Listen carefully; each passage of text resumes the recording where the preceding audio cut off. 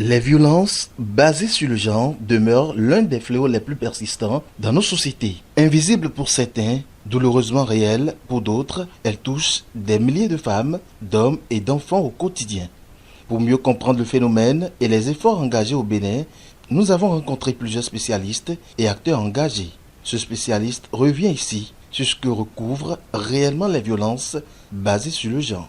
C'est une question de santé publique. Pour nous, c'est un fléau. C'est une maladie qui ruine la communauté, la population et qui détruit l'être même dans sa dignité. Donc les questions de VBG sont des questions à prendre très au sérieux parce que les VBG ne concernent pas que malheureusement ce qu'on croit, les femmes.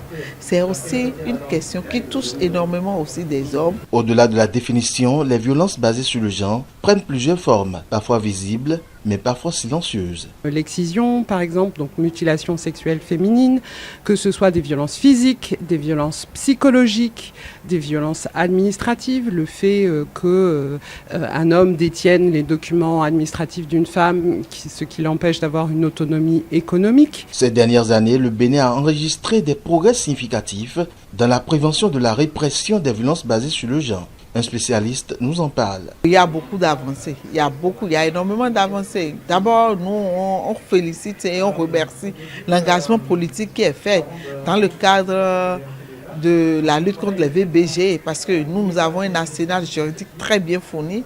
Nous avons l'Institut de la femme qui est très dynamique et qui est très opérationnel sur le terrain. Dans cette lutte, les confessions religieuses demeurent des acteurs incontournables. Leur influence sociale leur permet d'accompagner la sensibilisation et la protection des victimes. Le rôle que nous avons d'abord en premier lieu, c'est la sensibilisation.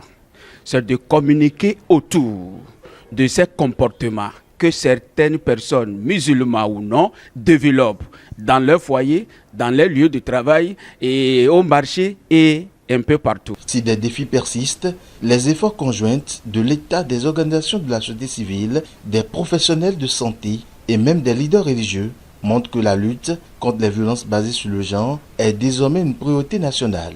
Une bataille collective pour préserver la dignité et les droits de chaque citoyen.